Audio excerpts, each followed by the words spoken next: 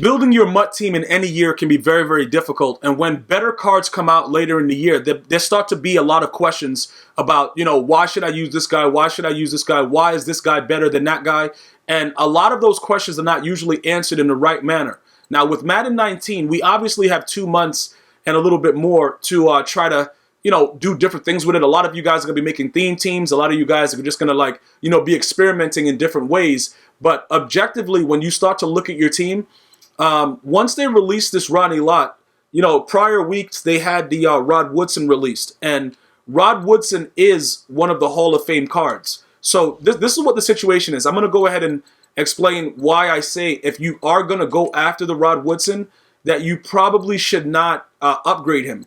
And it's simply because when you look at the situation and how much it costs to do it, it's no way around, how much you're going to spend. It's just no way around it. You're going to have to deal with a lot of the foolishness that comes in with these cards. Now, these players right here, you see these prices, you need a decent amount of them, or you have to use the trophies to actually, make the players. For every trophy, you get 177 overall. So you could play around by, using house rules to get this done and go through all that, because you're going to need all of this stuff to get all the additional things that's required to upgrade the Hall of Fame players. So you would need the 11 plus 17 plus 24 plus 33, because you need all of these things that go into their sets, all right, to actually have the full upgraded player.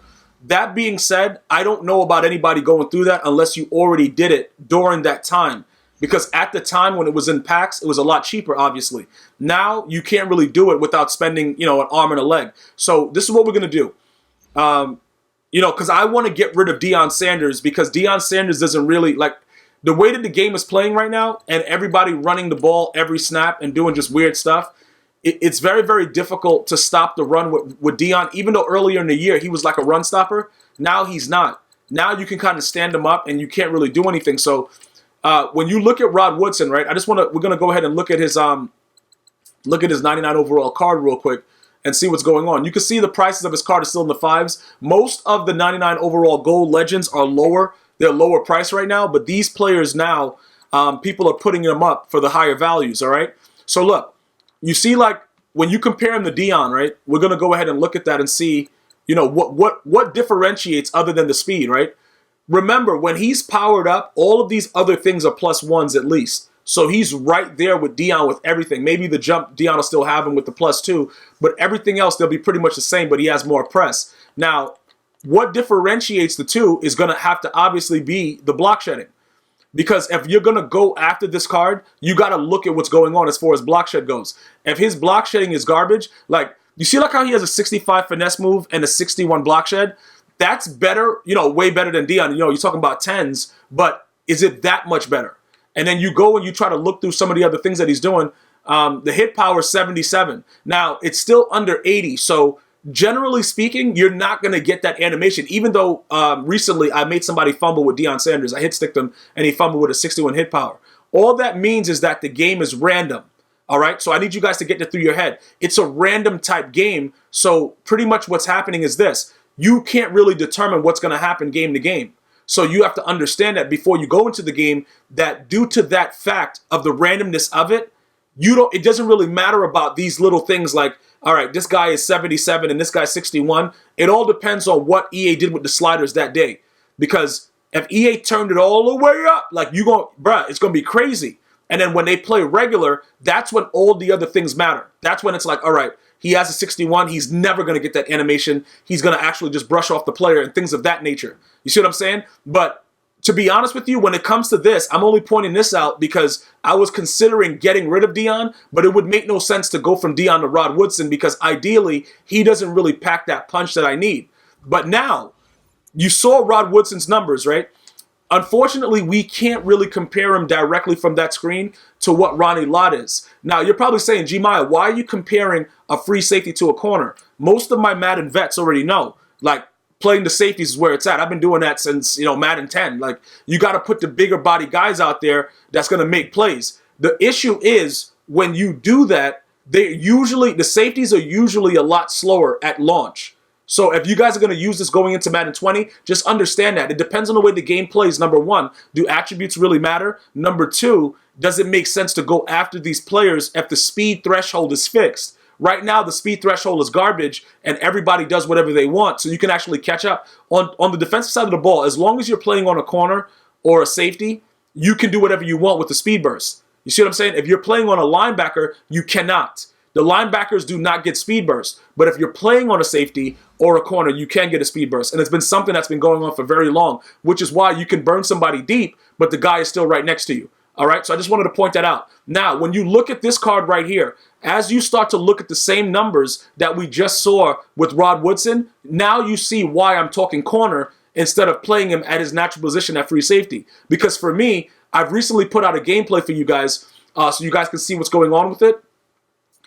Ronnie Lott is unstoppable because he has things like a linebacker, but he's a safety. And then now they give him 99 speed, and it's just like, it's way, way too glitchy. Like, he's doing whatever he wants, pretty much is what's happening. So when I point this out to you, it's generally because I want you to frustrate your opponents beyond belief. Now, look, this goes for everybody. A lot of my viewers have started to run 3-3-5 normal. You know what I'm saying? You guys know that that's pretty much a defense that's annoying and stupid, and it stops the run and the pass, and you could cross man out of it and make your opponent's life a living hell. Now, again, I don't care what you guys run. I just want you guys to have the best players in the positions. So he can play linebacker in that defense, right? One of the outside linebackers when you start sending everybody. When you look at his numbers, right, you see the zone coverage? Don't worry about the man coverage, too much. It's a 90, but whatever. If you cross man them, they'll still run with the player and do whatever. I want you guys to understand that 92 tackle, bro. Like, that is real serious business right there. That's a serious, like, it's where it's at. You guys got to understand that those are the things that we got to focus on. When we put him at corner, if he gets his hand on the player, it's an automatic tackle. Now, some of you guys see some secure tackles broken. I have not seen that the entire year. Unless they get caught up in an animation where it's like multiple people together. If it's one-on-one, the secure tackler is always making the tackle, which is why I think it should be removed from the game because it takes away from the other players. Like, it doesn't make it... It doesn't make it fair that you might come out with a guy like Eddie George or whoever, like Jerome Bettis, and it's one-on-one. And just because that player has that secure tackle, he can't utilize what we used to see him do when he played, which is just break a tackle and go for 6. You see what I'm saying? Just because you got secure tackler. So I think that's kind of weird. I think it should go based on the attributes. Like, if he has that as something that's part of his trait, then that's fine. But I don't think it should be a red chem on all these players because later, like, once that starts to happen in the game, it just destroys everything that you're trying to do. Because if you can't find a way to avoid them and you have a power back, you're not going to gain those yards. All right? So now you're looking at those numbers, but now we're going to go more in depth. You see his strength being an 80.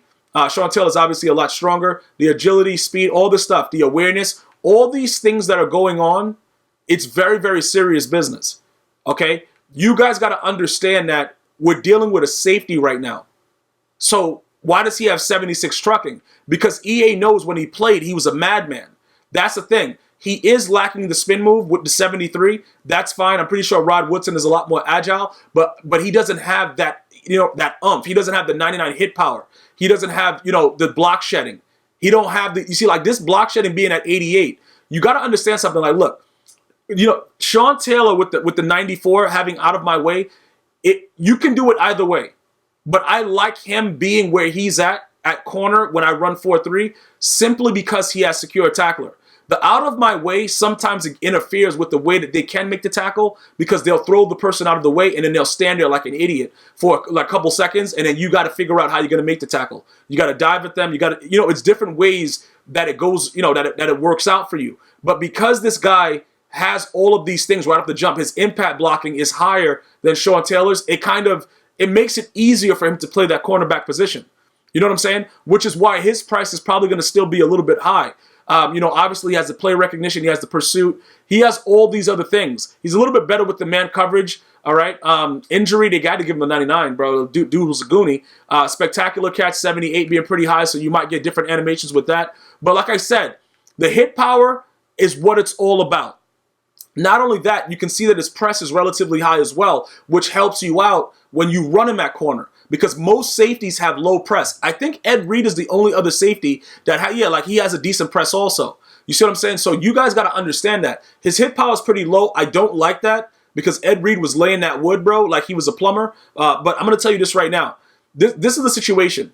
I should have said laying that pipe, but it don't really matter. Laying the wood, we got maybe a carpenter. I don't know what he was doing, bro. Either way, you know, we had to correlate it to whatever you thought I was trying to say.